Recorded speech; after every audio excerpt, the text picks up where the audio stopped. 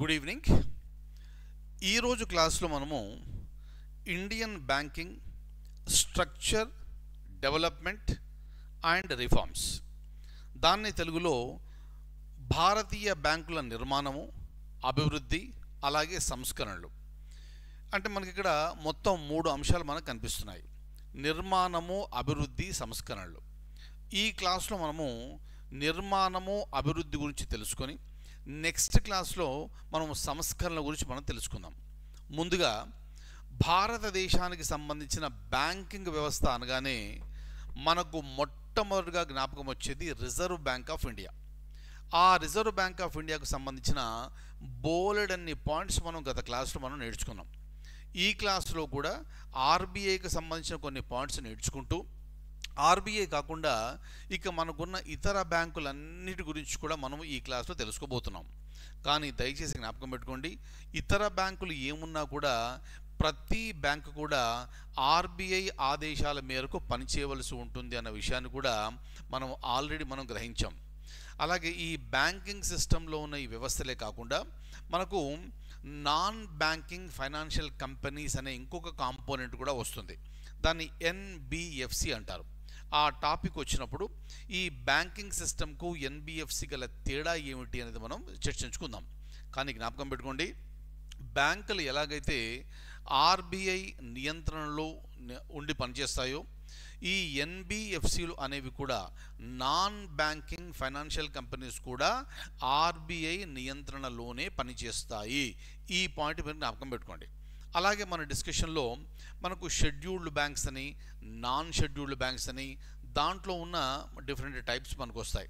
So మన డిస్కషన్లో cooperative banks అంటే ఏంటి, దాంట్లో ఉన్న రకాలు ఏమిటి, అలాగే మనకి ఇక్కడ ప్రభుత్వ రంగ బ్యాంకులు ఏమిటి, ప్రైవేట్ బ్యాంకులు ఏమిటి, విదేశీ బ్యాంకులు ఏమిటి, అలాగే లేటెస్ట్గా వచ్చిన కాన్సెప్ట్ పేమెంట్ బ్యాంక్స్, వీటన్నిటి గురించి కూడా మనం ఈ క్లాస్లో చర్చించుకోబోతున్నాము. ముందుగా నేను మీకు ఇక్కడ ఒక చార్ట్ చూపిస్తున్నాను, ఒక్కసారి మీరు చూడండి. సో దీంట్లో కనుక మనం క్లియర్గా చూస్తే మనకు అనిపించేది ఏమిటంటే, ఇక్కడ టైప్స్ ఆఫ్ బ్యాంక్స్ అని మనకు కనిపిస్తుంది. దీంట్లో చూసుకోండి, జాగ్రత్తగా రాసుకోండి మీరు. దీంట్లో మనకు 2 రకాలు కనిపిస్తాయి. ఒకటేమో షెడ్యూల్డ్ బ్యాంక్స్, రెండవదేమో నాన్ షెడ్యూల్డ్ బ్యాంక్స్. జాగ్రత్తగా రాసుకోండి. ఈ చార్ట్ మీకు కంపల్సరీగా అర్థం కావాలి. ఎందుకంటే అసలు మన సిలబస్లో ఇచ్చిన ప్రకారమే ఈ బ్యాంకింగ్ స్ట్రక్చర్ అని అడిగాడు. అంటే స్ట్రక్చర్ అనేది ఎలా ఉంటుంది అని మనకు తెలియాలి క్లియర్గా. షెడ్యూల్డ్ బ్యాంకులో మళ్ళీ 2 రకాలు ఉన్నాయి. షెడ్యూల్డ్ కమర్షియల్ బ్యాంక్స్ అని, అలాగే షెడ్యూల్డ్ కోఆపరేటివ్ బ్యాంక్స్ అని ఉన్నాయి. Very very very very important. So banking సిస్టంలో 2 రకాలు, ఒకటి షెడ్యూల్డ్ బ్యాంక్స్, రెండవది నాన్ షెడ్యూల్డ్ బ్యాంక్స్. షెడ్యూల్డ్ బ్యాంక్లో మళ్ళీ 2 రకాలు, షెడ్యూల్డ్ కమర్షియల్ బ్యాంక్స్ అని ఒకటి, షెడ్యూల్డ్ కోఆపరేటివ్ బ్యాంక్స్ అన్నది ఒకటి. మరి ఈ షెడ్యూల్డ్ కమర్షియల్ బ్యాంకులు మళ్ళీ మనకు ప్రభుత్వ రంగ బ్యాంకులు కనిపిస్తాయి, ప్రైవేట్ బ్యాంకులు కనిపిస్తున్నాయి, విదేశీ బ్యాంకులు కనిపిస్తున్నాయి, అలాగే ఎస్ఎఫ్బి కాసేపాక చూపిస్తాను, అలాగే రీజనల్ రూరల్ బ్యాంక్స్ అంటే దీని ఇక్కడ ప్రాంతీయ అంటే ఈ గ్రామీణ బ్యాంకులు అంటారు వీటిని. సో మీరు వినుంటారు వీటిని. ఇది 1976వ సంవత్సరంలో మనం ఏర్పాటు చేయడం జరిగింది. క్లియర్. అలాగే ఈ షెడ్యూల్డ్ కోఆపరేటివ్ బ్యాంక్స్కి వచ్చేటప్పటికి స్టేట్ కోఆపరేటివ్ బ్యాంక్స్ కనిపిస్తాయి, అర్బన్ కోఆపరేటివ్ బ్యాంక్స్ కనిపిస్తాయి. అలాగే మన డిస్కషన్లో కొన్ని స్పెషల్ బ్యాంక్స్ ఎలా అంటే నాబార్డ్ అని. ఏమిటి నాబార్డ్ అంటే? National Bank for Agriculture and Rural development. అలాగే సిడ్బి అనేది, నేషనల్ హౌసింగ్ బ్యాంక్ అనేది, national Bank for housing. So ఇలా రకరకాల బ్యాంకులు మనకి ఇక్కడ కనిపిస్తాయి. వాటన్నిటి గురించి కూడా మనం కూడా డీటెయిల్డ్గా మనం చర్చించుకోబోతున్నాం. క్లియర్. సో కాబట్టి ప్రతి పాయింట్ కూడా మీరు జాగ్రత్తగా నోట్ చేసుకునే ప్రయత్నం చేయండి. క్లియర్. సో ఇక్కడ మనం ఫస్ట్ పాయింట్ కనుక చూస్తే, ఆల్రెడీ మనం గత చార్ట్లో మనం చూసిందే, భారతీయ బ్యాంకింగ్ రంగం విస్తృతంగా షెడ్యూల్డ్ బ్యాంకులు మరియు నాన్ షెడ్యూల్డ్ బ్యాంకులుగా వర్గీకరించబడింది. అయితే ఇక్కడ ముఖ్యంగా కావాల్సింది ఏమిటంటే, మనకి ఇక్కడ ఆర్బీఐ చట్టము 1934 ప్రకారంగా ఆర్బీఐని ఏర్పాటు చేసామని మనం తెలుసుకున్నాం. క్లియర్. అయితే ఈ చట్టంలో ఉన్న రెండవ షెడ్యూలు. చూడండి, షెడ్యూల్ అంటే ఏమిటి? ఇక్కడ మీరు ఒక మాట అనొచ్చు, మనం భారత రాజ్యాంగం చదువుకునేటప్పుడు మీరు అక్కడ షెడ్యూళ్ళ గురించి చెప్పారు, ఆ షెడ్యూల్లేనా ఇవి? కాదు. Very very important one. So రాజ్యాంగంలో ఉన్న షెడ్యూళ్ళ గురించి మనం మాట్లాడటం లేదు ఇక్కడ. ఇక్కడ రిజర్వ్ బ్యాంక్ ఆఫ్ ఇండియా చట్టంలో ఉన్న షెడ్యూళ్ళ గురించి మనం మాట్లాడతాం. దాంట్లో ఉన్న షెడ్యూల్లో రెండవ షెడ్యూల్లో ఏ బ్యాంకుల పేర్లైతే ఉంటాయో ఆ బ్యాంకుల్ని షెడ్యూల్డ్ బ్యాంకులు అని పిలుస్తారు. Very very very very important point. So రేపు పొద్దున ఎగ్జామినేషన్లో ఈ ప్రశ్న అడగడానికి అవకాశం ఉంది, ఆస్కారం ఉంది. ఆ ప్రశ్న ఏమిటి అంటే, షెడ్యూల్డ్ బ్యాంకుల గురించి ఆర్బీఐ చట్టంలోని ఎన్నవ షెడ్యూల్లో చెప్పబడి ఉంది అని. వెరీ ఇంపార్టెంట్ వన్, రెండవ షెడ్యూల్లో ఉంది.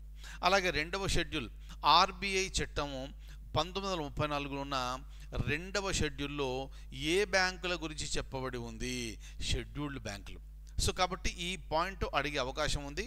కాబట్టి మీరు ఆర్బీఐ చట్టం గురించి తెలియాలి, అలాగే రెండవ షెడ్యూల్ గురించి కూడా మీకు ఖచ్చితంగా తెలియాలి. క్లియర్? అలాగే ఈ బ్యాంకులన్నీ కూడా కమర్షియల్ బ్యాంకులని, తర్వాత షెడ్యూల్డ్ కోఆపరేటివ్ బ్యాంకులని ఆ విధంగా డివైడ్ చేశారు. ఆ విషయం మనము గత స్క్రీన్లో మనం అక్కడ చార్ట్లో చూసినప్పుడు మనం చెప్పుకోవడం జరిగింది. రైట్? అలాగే ఇక ఆర్బీఐ విషయానికి వచ్చేటప్పటికి మనకు కావాల్సిన విషయాలు ఏంటంటే, ఆర్బీఐ అనేది ఏప్రిల్ 1వ తేదీ 1935 సంవత్సరంలో ఏర్పాటు చేశారు. ఆ పాయింట్ మనకు తెలిసిందే. రైట్? ముందుగా దీన్ని కోల్కతాలో ఏర్పాటు చేసి ఆ తర్వాత 2 సంవత్సరాల తర్వాత దాన్ని బాంబేకు షిఫ్ట్ చేయడం జరిగింది. ఆ బాంబేని ఇప్పుడు మనము ముంబైగా పిలుస్తున్నాము.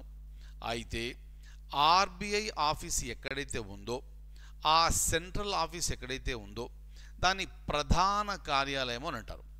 ఆ ప్రధాన కార్యాలయంలోనే ఆర్బీఐ గవర్నర్ ఉంటారు.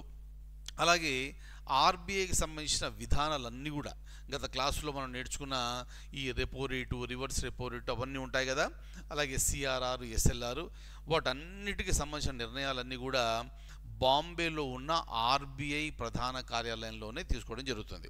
క్లియర్? అలాగే ఈ బ్యాంక్ వచ్చేసి, ఏ బ్యాంకు? ఈ ఆర్బీఐ వచ్చేసి 1935లో ఏర్పాటు చేసినప్పుడు అది ప్రైవేటు వ్యక్తుల ఆధీనంలో ఉంటే, మనకు స్వాతంత్రం వచ్చిన 2 సంవత్సరాల తర్వాత అంటే 1949 సంవత్సరంలో ఈ ఆర్బీఐని జాతీయకరించడం జరిగింది, నేషనలైజ్ మనం చేసుకున్నాము. అప్పటి నుంచి ఆర్బీఐ అనేది ప్రభుత్వ బ్యాంకు అయిపోయింది, అది ప్రభుత్వ ఆధీనంలో ఉంటుంది. అంటే ఆధీనంలో ఉండమంటే అటానమీ అనేది ఇచ్చారు, స్వతంత్రత అనేది ఇచ్చారు, స్వంత నిర్ణయాలు తీసుకోవచ్చు, కానీ ప్రభుత్వం యొక్క ప్రభావం అనేది స్పష్టంగా ఆర్బీఐ మీద ఉంటుంది. క్లియర్? ఆర్బీఐ ఎప్పుడు ఏర్పాటు చేశారు, ఎక్కడ ఏర్పాటు చేశారు, ప్రధాన కార్యాలయం ముంబైకి ఎప్పుడు షిఫ్ట్ చేశారు, రైట్? అలాగే ఈ ఆర్బీఐ జాతీయకరణ అనేది ఎప్పుడు జరిగింది, నేషనలైజేషన్ జరిగిన సంవత్సరము, ఈ పాయింట్స్ అన్నీ కూడా ఎగ్జామినేషన్ పాయింట్ ఆఫ్ వ్యూ మనకు ఇంపార్టెంట్ అన్న విషయము మీ అందరికీ తెలిసిందే. క్లియర్? అలాగే ఇక్కడ మనం ఒక ముఖ్యమైన విషయాన్ని చూపిస్తాను. ఇక్కడ భారత రాజ్యాంగంలో పీఠిక గురించి మనము పాలిటీ క్లాస్లో మనం చదివాం, అది చాలా స్పష్టంగా మనం చెప్పుకున్నాం, మీ అందరికీ కూడా బాగా తెలుసు అది. అయితే ఈ పీఠిక అనేది కేవలం రాజ్యాంగంలోనే ఉంటుందా అంటే కాదు, ప్రతి చట్టానికి సంబంధించి పీఠిక అనేది ఉంటుంది. పీఠిక అంటే ఏమంటున్నాం? దాన్ని ముందు మాట అంటున్నాం. అంటే మనం అక్కడ చదవబోయే అంశాలకు సంబంధించి ఒక బ్రీఫ్ ఇంట్రడక్షన్, ఒక పరిచయం లాంటిదే ఈ పీఠిక. అలాగే ఈ ఆర్బీఐకి సంబంధించిన ఈ పీఠిక కూడా ఉంది. సో ఎగ్జామినేషన్లో ఏం చేస్తారంటే, మీకు ఇక్కడ ఈ పాయింట్స్ అన్నీ యాజ్ ఇట్ ఈస్గా ఇచ్చి, ఇది ఈ పీఠిక ఏ చట్టానికి సంబంధించింది అని అడుగుతారు. సో అప్పుడు మీరు దాన్ని చదివి గుర్తించి ఇది ఆర్బీఐ చట్టానికి సంబంధించి అని. సో ఎగ్జామ్లో ఏం చేస్తారు, ఈ పీఠిక మొత్తం ప్రియాంబుల్ అంతా ఇచ్చేసి ఈ పీఠిక దేనికి సంబంధించింది అని, సెబీ చట్టానికి సంబంధించింది, ఐఆర్డిఏఐ చట్టానికి సంబంధించింది, లేదా ఆర్బీఐ చట్టానికి సంబంధించింది అంటే మీ ఆన్సర్ వచ్చేసి ఆర్బీఐ చట్టం. అయితే ఈ పీఠికలు ఏముంది అంటే ఈ ఆర్బీఐ చేయాల్సిన ప్రాథమిక విధుల గురించి చెప్పబడి ఉంది. అంటే బేసిక్ ఫంక్షన్స్ ఆఫ్ ఆర్బీఐ అనేవి మనకు పీఠికలో మనకు కనిపిస్తాయి. ఆ ఫంక్షన్స్ ఏమిటి అంటే ద్రవ్య స్థిరత్వాన్ని భద్రపరచడము, మరియు సాధారణంగా దేశంలోని కరెన్సీ అలాగే క్రెడిట్ వ్యవస్థను దాని ప్రయోజనం కోసం నిర్వహించడం కోసము బ్యాంకు నోట్ల సమస్యను నియంత్రించడం. బ్యాంకు నోట్లు అంటే ఏమిటి? మనం వాడుకునే 100, 200, 500 రూపాయల నోట్లు బ్యాంకు నోట్లు. ఆర్బీఐ ద్వారా జారీ చేయబడే నోట్లన్నీ కూడా బ్యాంకు నోట్లు. వాటిని నిల్వ ఉంచడము, అలాగే పెరుగుతున్న సంక్లిష్ట ఆర్థిక వ్యవస్థ యొక్క సవాల్ను ఎదుర్కోవడానికి ఆధునిక ద్రవ్య విధాన ఫ్రేమ్వర్క్ కలిగి ఉండడము, వృద్ధి లక్ష్యాన్ని దృష్టిలో ఉంచుకొని ధరల స్థిరత్వాన్ని కొనసాగించడము, ఇవన్నీ కూడా పీఠికలో అక్కడ స్పష్టంగా చెప్పబడి ఉంది. కాబట్టి ఆ పీఠికలో ఉన్న అంశాల్ని తూచా తప్పకుండా పాటించవలసిన బాధ్యత రిజర్వ్ బ్యాంక్ ఆఫ్ ఇండియా పై ఉంది. Clear? Very very very important one. దయచేసి ఇది వీడియోను ఒకసారి పాజ్ చేసుకొని ఈ పీఠిక మొత్తం కూడా మీరు రాసుకోండి. ఎందుకంటే రేపు పొద్దున ఎగ్జామినేషన్లో అడగొచ్చు ఈ పీఠిక ఏ చట్టానికి సంబంధించింది అని. అప్పుడు మీరు స్పష్టంగా గుర్తించగలగాలి. క్లియర్? అలాగే ఆల్రెడీ మనం నేర్చుకున్న అంశాలు ఇక్కడ చూడండి. నేను గత క్లాసుల్లోనే మీకు చెప్పాను ఈ ఆర్బీఐ యొక్క విధులు ఏమిటి అనేది. సో దాని గురించి మళ్ళీ చెప్పాల్సిన అవసరం లేదు. ఒక రివిజన్ లాగా ఉంటుందని ఇక్కడ నేను పెట్టడం జరిగింది అంతే. ఒకసారి ఫాస్ట్గా చూసుకోండి. క్లియర్? ఎవరైతే ఈ వీడియో మాత్రం డైరెక్ట్గా చూస్తున్నారో వారు ఇక్కడ మీకు స్క్రీన్ మీద కనిపించే అంశాలన్నీ కూడా గత క్లాసుల్లో మనం చెప్పుకున్నాం. క్లియర్? గత క్లాసులో మనం చెప్పుకున్నాము. ఆ వీడియోని ఒకసారి చూస్తే మీకు క్లారిటీ అనేది మీకు వచ్చేస్తుంది. Clear? So monetary authority, regulator and supervisor of the financial system, అలాగే మేనేజర్ ఆఫ్ ఫారిన్ ఎక్స్చేంజ్, అలాగే ఇష్యూవర్ ఆఫ్ కరెన్సీ, నోట్లను జారీ చేసే అధికారము, నోట్లను మార్చే అధికారము, నోట్లను ధ్వంసం చేసే అధికారము, అవన్నీ కూడా ఇక్కడ ఆర్బీఐ కలవు. క్లియర్? అలాగే ఈ డెవలప్మెంట్ రోల్ అంటే నేషనల్ ఆబ్జెక్టివ్స్, జాతీయ లక్ష్యాలను దృష్టిలో పెట్టుకొని ఆ విధంగా పనిచేసే బాధ్యత కూడా ఆర్బీఐకి కలదు. క్లియర్? అలాగే ఇక్కడ రిలేటెడ్ ఫంక్షన్స్ అన్నప్పుడు ఇది banker to the government, banker to the banks అని కూడా మనం చెప్పుకున్నాం. ప్రభుత్వానికి అవసరం వచ్చినప్పుడు ఆర్బీఐ నుంచి అప్పు తీసుకుంటుంది, బ్యాంకులు కూడా అవసరం వచ్చినప్పుడు ఆర్బీఐ నుంచి అప్పు తీసుకుంటుంది. దాన్ని బ్యాంకర్ టు ద గవర్నమెంట్ అని, బ్యాంకర్ టు ద బ్యాంక్స్ అని అంటాము అన్న విషయం కూడా మనం గత క్లాస్లో మనం చెప్పుకున్నాం. చూడండి, ఇక్కడ క్వశ్చన్ వచ్చింది, జాగ్రత్తగా చూడండి.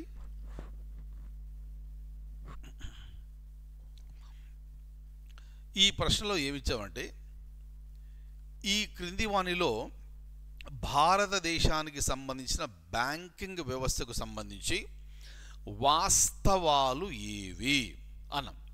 క్లియర్? చూడండి, ఇక్కడ ఈ బ్యాంకింగ్ ఎకోసిస్టంలో it provide impetus to economic growth and development of the country. అంటే మన బ్యాంకింగ్ వ్యవస్థని ఏర్పాటు చేయడానికి గల ప్రముఖ కారణం ఏమిటి అంటే మన దేశ ఆర్థిక వృద్ధి సాధించడానికి, అలాగే దేశం మొత్తం కూడా అభివృద్ధి చెందడానికి సంబంధించి ఈ బ్యాంకింగ్ వ్యవస్థను ఏర్పాటు చేయడానికి ఒక ముఖ్య కారణం. అది కరెక్ట్. అలాగే it caters to the specific and varied financial requirements of different customers and borrowers. అంటే ఇక్కడ వినియోగదారులు కావచ్చు, రైట్, లేకపోతే బిజినెస్ వ్యవస్థలు కావచ్చు, రకరకాల అవసరాల కోసము మనందరం కూడా ఈ బ్యాంకింగ్ వ్యవస్థ పైన ఆధారపడతాము. ఈ పాయింట్లన్నీ కరెక్టే కాబట్టి స్టేట్మెంట్ ఏ కరెక్టే, స్టేట్మెంట్ బి కరెక్టే కాబట్టి ఆప్షన్ 3 వచ్చేసి మన కరెక్ట్ ఆన్సర్ అవుతున్న విషయాన్ని మనం తెలుసుకోవాలి. Very very very very important. Clear? అయిపోయింది కదా? So answer should be option 3. Clear? కాబట్టి ఎగ్జామ్లో సబ్జెక్ట్ అంతా మీకు తెలుసు కాబట్టి నెమ్మదిగా మీరు అది చూడండి. ఏది ఆ స్టేట్మెంట్స్ చదివితే మీకు ఆన్సర్ అనేది ఆటోమేటిక్గా మీకు వచ్చేస్తుంది. క్లియర్. అలాగే భారతదేశంలో ప్రస్తుతము 137 షెడ్యూల్డ్ వాణిజ్య బ్యాంకులు బ్యాంకింగ్ సేవలు అందిస్తున్నాయి. అలాగే దీనికి అదనంగా సహకార బ్యాంకులు, అలాగే స్థానిక ప్రాంత బ్యాంకులు కూడా రకరకాల సేవల్ని అందించడం జరుగుతుంది. ఇవే కాకుండా ప్రత్యేక అవసరాల కోసము 9516 నాన్ బ్యాంకింగ్ ఫైనాన్షియల్ కంపెనీలు కూడా పనిచేస్తున్నాయి. అలాగే 5 ఆల్ ఇండియా ఫైనాన్షియల్ ఇన్స్టిట్యూషన్స్ కూడా పనిచేస్తున్నాయి. రైట్, ఆల్రెడీ నేను చెప్పాను, ఎన్బిఎఫ్సిలు కూడా ఆర్బీఐ నియంత్రణలోనే పనిచేయాలి. అవి బోల్డ్ అని మనకు అనిపిస్తున్నాయి. కాకపోతే బ్యాంకులకు వాటికి తేడా ఉంది. ఆ తేడా ఏమిటి అనేది మనం కాసేపు చూస్తాము. అది కాకుండా ఒక 5 ఆల్ ఇండియా ఫైనాన్షియల్ ఇన్స్టిట్యూషన్స్ కూడా ఉన్నాయి. అవి కూడా అప్పు ఇవ్వడం లాంటివి జరుగుతుంది. అవి ఏమిటి అంటే నాబార్డ్ కావచ్చును, లేదా సిడ్బి కావచ్చును, నేషనల్ బ్యాంక్ ఫర్ హౌసింగ్ కావచ్చును. ఇవన్నీ కూడా మనం డిస్కస్ చేసుకుంటున్నాము. ఇప్పుడు నెక్స్ట్ స్లైడ్ నుంచి చూడండి. ఇక్కడ రైట్, ఇక్కడ మనం చూసే జాగ్రత్తగా ఈ బ్యాంక్స్ అన్నీ కూడా సెకండ్ షెడ్యూల్లో ఇంక్లూడ్ చేయబడి ఉన్నాయని చెప్పాం. అలాగే భారతదేశంలో పనిచేసే ప్రతి బ్యాంకు కూడా ఖచ్చితంగా లైసెన్స్ తీసుకోవాల్సి ఉంటుంది. ఆ లైసెన్స్ ఇచ్చే బాధ్యత ఆర్బీఐది. ఆర్బీఐ లైసెన్సులు ఏ విధంగా ఇస్తుంది అంటే బ్యాంకింగ్ రెగ్యులేషన్ చట్టము 1949 ప్రకారంగా ఈ లైసెన్సులను జారీ చేసే అధికారము ఆర్బీఐకి కలదు. Very very very very important. ఈ పాయింట్ మీరు జ్ఞాపకం పెట్టుకోండి. క్లియర్. ఏ చట్ట ప్రకారంగా ఆర్బీఐ ఇతర బ్యాంకులకు లైసెన్సులు జారీ చేస్తుంది అంటే బ్యాంకింగ్ రెగ్యులేషన్ చట్టము 1949 ప్రకారంగా జారీ చేస్తుంది అన్న విషయాన్ని మనం స్పష్టంగా తెలుసుకోవలసిన అవసరం ఉంది. అయిపోయింది కదా. నెక్స్ట్ ఇక ముందుకెళ్తే ఇది చాలా ఇంపార్టెంట్ పాయింట్. చాలా జాగ్రత్తగా మీరు వినండి, చాలా జాగ్రత్తగా రాసుకోండి. ఇప్పుడు మనకు విదేశీ ప్రత్యక్ష పెట్టుబడులు అంటే ఏంటో మనకు తెలుసు ఆల్రెడీ. ఈ విదేశీ ప్రత్యక్ష పెట్టుబడులు అనేవి మనం 1991 ఆర్థిక సంస్కరణల తర్వాత మనం దాన్ని ఆహ్వానిస్తున్నాం. మరి ఏ ఏ రంగాల్లో పెట్టవచ్చు? చాలా రంగాల్లో పెట్టవచ్చు. మరి బ్యాంకింగ్ రంగంలో కూడా పెట్టవచ్చునా? తప్పకుండా పెట్టవచ్చును. క్లియర్. అందుకనే ఇక్కడ ప్రైవేట్ బ్యాంకుల్లో కూడా విదేశీ ప్రత్యక్ష పెట్టుబడులు పెట్టవచ్చును. ప్రభుత్వ రంగ బ్యాంకుల్లో కూడా విదేశీ ప్రత్యక్ష పెట్టుబడులు పెట్టవచ్చును.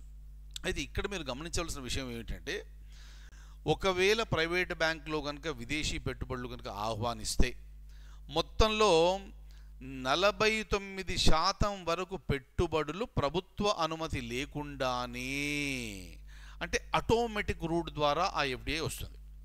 సో ఎగ్జామినేషన్లో ఏమడుతారు? ఒక ప్రైవేటు బ్యాంకులో ఎంత శాతం వరకు ప్రభుత్వ అనుమతి లేకుండా విదేశీ ప్రత్యక్ష పెట్టుబడులు తీసుకురావచ్చును? 49%. 49% దాటి 74% వరకు కనుక ఈ విదేశీ ప్రత్యక్ష పెట్టుబడులు రావాలి అంటే ప్రభుత్వ అనుమతి కంపల్సరీ కావాలి. ప్రభుత్వ అనుమతి అనేది తప్పనిసరి. It's a compulsion. Very very very very very important one. So కాబట్టి విదేశీ ప్రత్యక్ష పెట్టుబడుల్లో మనకు ఆటోమేటిక్ రూట్ అని, అలాగే గవర్నమెంట్ అప్రూవల్ రూట్ అని రెండు ఉంటాయి. ఆటోమేటిక్ రూట్ అంటే ప్రభుత్వ అనుమతి అవసరం లేదు. గవర్నమెంట్ అనుమతి అంటే గవర్నమెంట్ ముందస్తు అనుమతి ఖచ్చితంగా కావాలి. అంటే 49% వరకు కనుక విదేశీ ప్రత్యక్ష పెట్టుబడులు వస్తే ప్రభుత్వం ముందస్తు అనుమతి అవసరం లేదు. 49% నుంచి 74% వరకు ప్రభుత్వ ముందస్తు అనుమతి అవసరము. ఏ బ్యాంకులు ఇవి? ప్రైవేట్ బ్యాంకుల్లో. మరి అదేవిధంగా ప్రభుత్వ రంగ సంస్థల్లో కూడా, ప్రభుత్వ రంగ బ్యాంకుల్లో కూడా విదేశీ ప్రత్యక్ష పెట్టుబడులను ఆహ్వానించవచ్చును. ఎంతవరకు? 20% మించకుండా. Very very very very important. మరి అది ఆటోమేటిక్ రూటా లేదా ప్రభుత్వ ముందస్తు అనుమతి కావాలి అంటే ప్రభుత్వ ముందస్తు అనుమతి ఖచ్చితంగా కావాలి. That's it. ఈ పాయింట్స్లో మీకు క్లారిటీ అనేది ఖచ్చితంగా ఉండాలి. ఈ పాయింట్స్ మీరు చాలా జాగ్రత్తగా మీరు రాసుకోవాలి examination point of view. Clear? ఎక్కడ కూడా మీరు తారుమారు చేయవద్దును. క్లియర్? నెక్స్ట్, సో ఇక్కడ నుంచి మనం మళ్ళీ ముందుకెళ్దాం. రైట్, ఇక్కడ మనకు రకరకాల బ్యాంకులు మనకు కనిపిస్తున్నాయి. ఇక్కడ షెడ్యూల్డ్ కమర్షియల్ బ్యాంక్స్ అన్నప్పుడు పబ్లిక్ సెక్టర్ బ్యాంకులు, ప్రైవేట్ సెక్టర్ బ్యాంకులు, ఫారిన్ బ్యాంకులు, అలాగే గ్రామీణ బ్యాంకులు, రీజనల్ రూరల్ బ్యాంక్స్ అని, స్మాల్ ఫైనాన్స్ బ్యాంక్స్ అని, పేమెంట్ బ్యాంక్స్, అన్నిటి గురించి మనం ఇప్పుడు తెలుసుకోబోతున్నాం. అలాగే కోఆపరేటివ్ బ్యాంకుల్లో స్టేట్ కోఆపరేటివ్ బ్యాంక్ అని, సెంట్రల్ కోఆపరేటివ్ బ్యాంక్ అని, అలాగే ప్రైమరీ కోఆపరేటివ్ బ్యాంక్స్, దీన్ని అర్బన్ కోఆపరేటివ్ బ్యాంకులుగా కూడా పిలుస్తాం. మీరు చాలామంది చూసుంటారు. క్లియర్? రైట్, సహకార బ్యాంకులు అని. ఆ సహకార బ్యాంకులు అంటేనే ఈ కోఆపరేటివ్ బ్యాంకులు. దాంట్లో 3 రకాలు ఉన్నాయి. మిగతా అవన్నీ కూడా ఈ షెడ్యూల్డ్ కమర్షియల్ బ్యాంక్స్, అవన్నీ ఈ కేటగిరీలోకి మనకు వస్తాయి. క్లియర్? అలాగే ఈ పేమెంట్ బ్యాంక్ అనేది ఒక న్యూ కాన్సెప్ట్. అది ఏమిటి అనేది నేను మీకు ఇప్పుడు చెప్పబోతున్నాను. క్లియర్? ఇక ఇక్కడ చూసుకుంటే సేమ్ పాయింట్స్, అక్కడ చెప్పిన పాయింట్స్ ఇక్కడ ఇచ్చాము. ఒక్కసారి ఫాస్ట్గా చూడండి. స్లైడ్స్ కొన్ని ఇంగ్లీష్లో ఉన్నాయని ఎవ్వరూ దయచేసి కంగారు పడొద్దు. నేను చెప్పడం తెలుగులో చెప్తున్నాను కాబట్టి ఇంగ్లీష్లో ఉన్నా కూడా మీరు చక్కగా దాన్ని అర్థం చేసుకోగలరు. రైట్, ఇక పబ్లిక్ సెక్టర్ బ్యాంకులు అంటే ఏమిటంటే ప్రభుత్వం ద్వారా ఏర్పాటు చేయబడ్డ బ్యాంకులు. వాటిని ప్రభుత్వ రంగ బ్యాంకులుగా చెప్తాం. ఉదాహరణ చూడండి, state bank of India. Clear? Indian bank. Clear? అలాగే బ్యాంక్ ఆఫ్ ఇండియా, అలాగే పంజాబ్ నేషనల్ బ్యాంక్, ఇవన్నీ కూడా ప్రభుత్వ రంగ సంస్థలుగా చెప్తాం మనము. అయితే ఇక్కడ మనం ముఖ్యంగా జ్ఞాపకం పెట్టుకోవాల్సింది ఏమిటంటే ఈ ప్రభుత్వ రంగ బ్యాంకుల్లో కనీసం 51% వాటా ప్రభుత్వానిది అయి ఉంటుంది. కనీసం 51% ప్రభుత్వానిది అయితేనే అది ప్రభుత్వ రంగ సంస్థగా, ప్రభుత్వ రంగ బ్యాంకు మనం చెప్తాం. అటువంటివి ప్రస్తుతం మనకు 12 ఉన్నాయి. క్లియర్? గతంలో మీరు వినుంటారు స్టేట్ బ్యాంక్ ఆఫ్ హైదరాబాద్ అని మీరు విన్నారు కదా. ఇప్పుడు ఉందా? అది మాయమైపోయింది. ఎక్కడ మాయమైపోయింది? ఇది స్టేట్ బ్యాంక్ ఆఫ్ ఇండియాలో అది విలీనం అయిపోయింది. అలాగే మీరు గతంలో స్టేట్ బ్యాంక్ ఆఫ్ మైసూర్ అని మీరు వినుంటారు. క్లియర్? ఇప్పుడు లేదుగా మైసూర్ అనేది. ఆ state bank of Mysore, state bank of Hyderabad అన్నీ కూడా స్టేట్ బ్యాంక్ ఆఫ్ ఇండియాలో విలీనం అయిపోయాయి.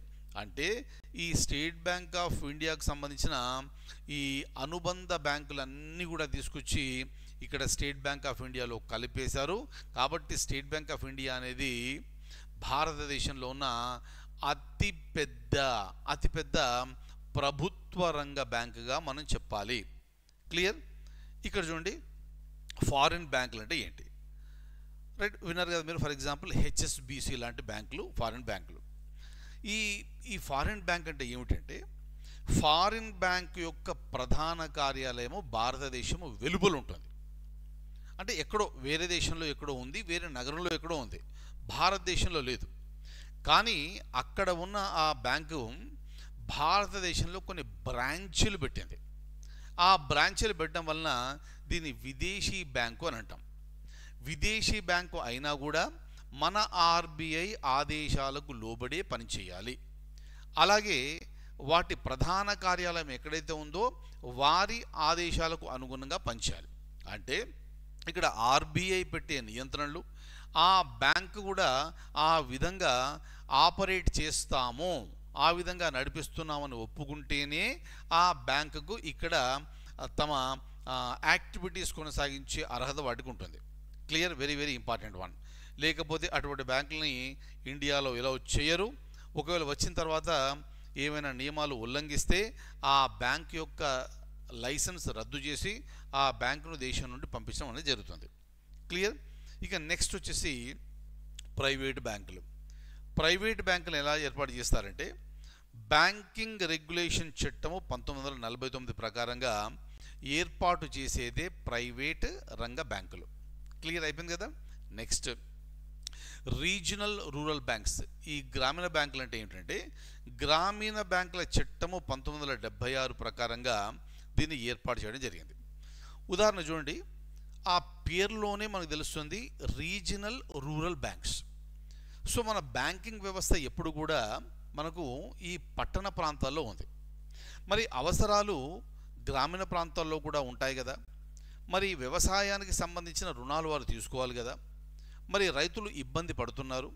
ఈ రైతులకు డబ్బు సహాయం చేయడానికి మనీ లెండర్స్ అని వారి ఊర్లలోనే ఉంటారు. కానీ వారు ఎక్కువ వడ్డీ విధించడం వలన ఒకవేళ ఈ రైతు కనుక అది చెల్లించలేని పరిస్థితుల్లో బలవంతంగా వారి ఆస్తి తీసుకోవడం అనేది చాలా చాలా చాలా ఇబ్బందులు అనేది ఫేస్ చేయడం జరిగింది.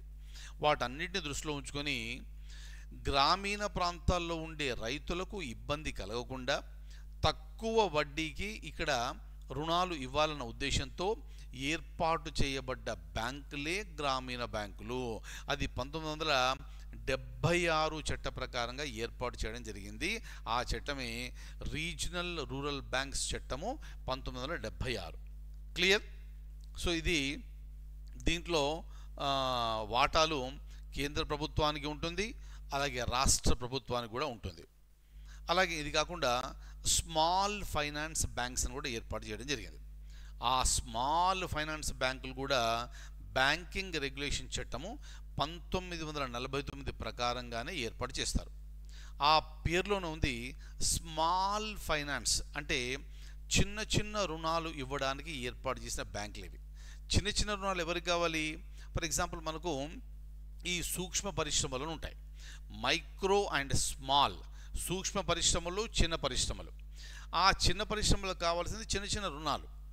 వాటిని అందించడానికి ఏర్పాటు చేసినవే ఈ స్మాల్ ఫైనాన్స్ బ్యాంక్స్. అలాగే గ్రామాల్లో చిన్న చిన్నపాటి రైతులు ఉంటారు. వారిని ఇంగ్లీష్లో స్మాల్ ఫార్మర్స్ అని, మార్జినల్ ఫార్మర్స్ అని. అంటే వాళ్ళకు ఉండే ల్యాండే చిన్నగా ఉంటుంది. మరి దాని మీద ఈ రుణాలు ఇవ్వాలి అంటే పెద్ద బ్యాంకులు ఇవ్వరు. అటువంటప్పుడు వారి అవసరాలను తీర్చడానికి ఏర్పాటు చేయబడ్డ బ్యాంకులే ఈ స్మాల్ ఫైనాన్స్ బ్యాంకుగా మనం చెప్పాలి. అది కూడా బ్యాంకింగ్ రెగ్యులేషన్ చట్ట ప్రకారంగానే ఏర్పాటు చేయడం జరిగింది. అలాగే లేటెస్ట్గా వచ్చిన కాన్సెప్ట్ ఏమిటి అంటే పేమెంట్ బ్యాంక్ కాన్సెప్టు. అది కూడా ఈ చట్ట ప్రకారంగా ఏర్పాటు చేయడం జరిగింది. ఈ చట్ట ప్రకారము బ్యాంకింగ్ రెగ్యులేషన్ చట్టము 1949. అయితే ఈ పేమెంట్ బ్యాంక్ సంబంధించింది ఏంటంటే ఇది ఆర్బీఐ ద్వారా వచ్చిన ఒక కొత్త మోడల్గా మనం చెప్పవచ్చు. క్లియర్? మామూలుగా బ్యాంకులో ఏం చేస్తాము, మనం వెళ్ళి బ్యాంకుల్లో డబ్బులు డిపాజిట్ చేస్తాం. కానీ ఈ పేమెంట్ బ్యాంకుల్లో ఒక్కొక్క వినియోగదారుడు 2 లక్షల కంటే ఎక్కువగా డిపాజిట్ చేయడానికి వీల్లేదు. క్లియర్? ఇదొక పాయింట్. అలాగే ఈ పేమెంట్ బ్యాంకులు రుణాలు ఇవ్వడానికి వీల్లేదు, అలాగే క్రెడిట్ కార్డులు ఇవ్వడానికి వీల్లేదు. కాకపోతే ఆ బ్యాంకులో సేవింగ్స్ అకౌంట్ ఉంటుంది, కరెంట్ అకౌంట్ ఉంటుంది. కానీ అది మనం డబ్బులు దాచుకోవడానికే తప్ప వారు రుణాలు ఇచ్చే అధికారం ఉండదు, అలాగే క్రెడిట్ కార్డులు ఇచ్చే అధికారం ఉండదు. కానీ ఈ బ్యాంకులు డెబిట్ కార్డులు ఇస్తాయి, నెట్ బ్యాంకింగ్ ఉంటుంది, మొబైల్ బ్యాంకింగ్ ఉంటుంది. మీ అందరికీ తెలుసు అనుకుంటాను. క్రెడిట్ కార్డుకు అలాగే డెబిట్ కార్డు గల తేడా ఏమిటంటే ఇప్పుడు మీ దగ్గర అందరి దగ్గర డెబిట్ కార్డు ఉంది.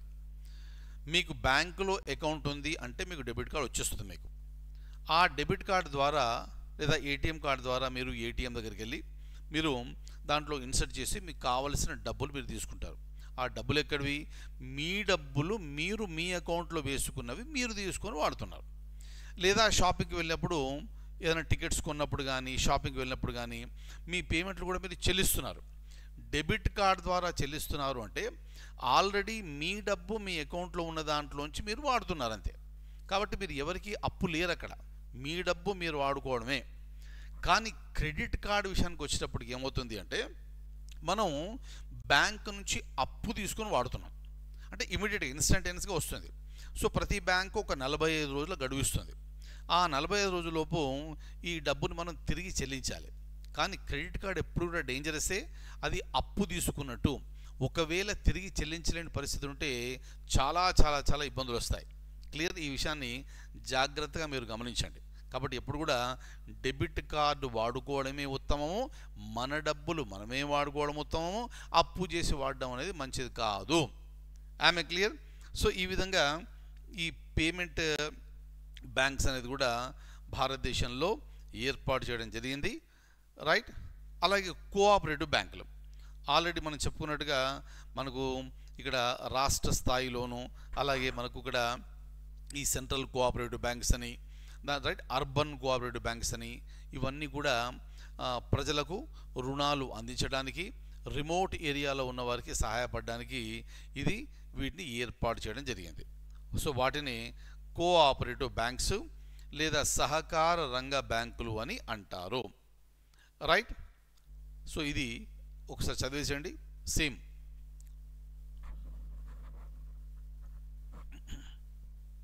ఈ సహకార బ్యాంకులు కూడా లైసెన్సులు పొందే అది వ్యాపారాన్ని చేయవలసి ఉంటుంది, రైట్. సో అలాగే మనం గతంలో చెప్పుకున్నట్టుగా ఆల్ ఇండియా ఫైనాన్షియల్ ఇన్స్టిట్యూషన్స్లో మనకి ఇక్కడ ఎక్స్పోర్ట్ ఇంపోర్ట్ బ్యాంకులు అని అంటే ఏమిటి, ఇప్పుడు ఎక్స్పోర్ట్ చేయాలన్నా ఇంపోర్ట్ చేసుకోవాలన్నా కూడా అక్కడ రుణాలు కావాలి. ఆ అవసరాలు తీర్చడానికి ఎగ్జిమ్ బ్యాంక్ని ఏర్పాటు చేయడం జరిగింది, ఎగుమతుల దిగుమతుల బ్యాంక్. క్లియర్, వీటిని ఆల్ ఇండియా ఫైనాన్షియల్ ఇన్స్టిట్యూషన్స్ అని అంటారు. ఉదాహరణ చూడండి, సిడ్బీ అంటాం, చిన్న పరిశ్రమలకు సంబంధించి రుణాలు ఇచ్చే bank. Small Industries Development Bank of India, అలాగే National Bank for Agriculture and Rural Development NABARD. ఎప్పుడు ఏర్పాటు చేశారు దీన్ని? 1982వ సంవత్సరంలో ఏర్పాటు చేయడం జరిగింది. అలాగే ఎన్హెచ్బి నేషనల్ హౌసింగ్ బ్యాంక్ అని, అలాగే National Bank for financing infrastructure, ఇవన్నీ కూడా ఈ బ్యాంకులు మనకు భారతదేశంలో మనకు కనిపిస్తాయి. అవన్నీ కూడా చాలా చాలా ఇంపార్టెంట్, జ్ఞాపకం పెట్టుకోండి. ఇవి కాకుండా non banking financial corporations, clear, financial companies, వీటిని ఒక స్పెసిఫిక్ పర్పస్ కోసము ఏర్పాటు చేయడం జరిగింది. అయితే ఇక్కడ కొన్ని పాయింట్స్ మనకు క్వశ్చన్ రూపంలో ఇచ్చాను, చూడండి. Which of the following statement is or correct regarding non banking financial company? Clear. So ఈ ఎన్బిఎఫ్సి అనేది కంపెనీస్ చట్టము 1956 ప్రకారంగా ఏర్పాటు చేస్తారు. ఇంపార్టెంట్ పాయింట్ రాసుకోండి, కరెక్ట్. దీంట్లో ఈ బిజినెస్ లోన్స్ అనేవి, ఈ డిబెంచర్స్, సెక్యూరిటీస్ అన్నీ కూడా దీంట్లో కనిపిస్తాయి, అది కూడా కరెక్టే. ఇక సి వచ్చినప్పటికీ it is not regulated by RBI అన్నాం. మనం గతంలోనే చెప్పుకున్నాం, గతంలో అంటే ఈ క్లాస్ స్టార్టింగ్లోనే ఎన్బిఎఫ్సిలు కూడా ఆర్బీఐ నియంత్రణలోనే పనిచేయాలి అని. క్లియర్. ఇక్కడేమన్నాము, నాట్ రెగ్యులేటెడ్ బై ఆర్బీఐ అన్నాం, కాబట్టి సి అనేది తప్పు. సో సి అనేది ఎక్కడ ఉంటే అది తప్పు. ఈ 2 కాదు, 3 కాదు, 4 కాదు, ఆన్సర్ వచ్చేసి ఆప్షన్ 1. సో ఈ విధంగా చిన్న చిన్న పాయింట్స్ ఎగ్జామినేషన్లో ఇలా కొంచెం ట్రిక్కీగా అడుగుతారు. అప్పుడు మీరు కాస్త చాలా జాగ్రత్తగా ఉండాలి, కాస్త కాదు చాలా జాగ్రత్తగా ఉంటే అప్పుడు మీకు ఆన్సర్ వచ్చేస్తుంది. క్లియర్. అందుకని చూడండి, ఇక్కడ ఆన్సర్ వచ్చేసి ఆప్షన్ 1. ఎన్బిఎఫ్సిలు కూడా ఆర్బీఐ ద్వారానే నియంత్రించబడతాయి. అక్కడ నోట్ అని మనం ఇచ్చాం. క్లియర్. అలాగే మళ్ళీ ఇంకో క్వశ్చన్, ఆ ప్రశ్న ఏమిటంటే, consider the following statements. Scheduled banks can lend and make investments, right. అప్పులు ఇస్తారు, పెట్టుబడులు పెడతారు. NBFCs cannot lend and make investments and hence their activities are not akin to that of banks, right. ఎన్బిఎఫ్సిలు అప్పులు ఇవ్వలేవు, పెట్టుబడులు పెట్టలేవు, కాబట్టి దాన్ని బ్యాంకులతో సమానంగా మనం చూడలేము అంటున్నాము. అది తప్పు, రైట్.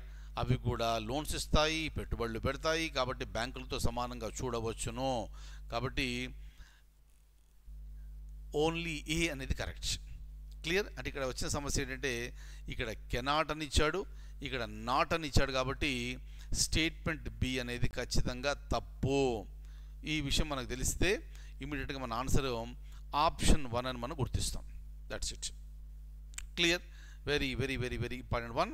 కాబట్టి బ్యాంకులు చేసే తరహాలోనే ఆ పనులు కూడా ఈ ఎన్బిఎఫ్సిలు చేస్తాయి. క్లియర్. Next, right.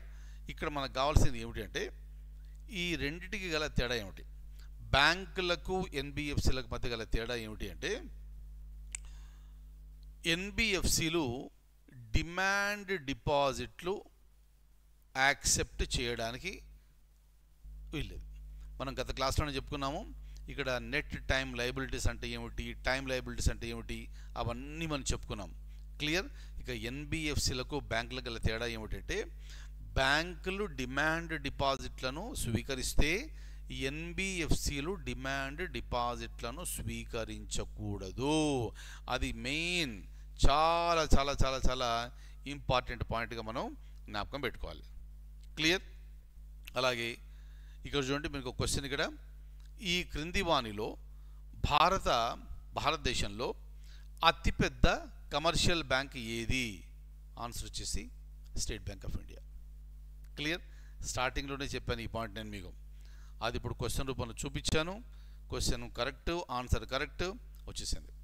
అలాగే జాతీయకరణ చేయబడిన బ్యాంకులన్నీ కూడా ప్రభుత్వ రంగ బ్యాంకులే. క్లియర్.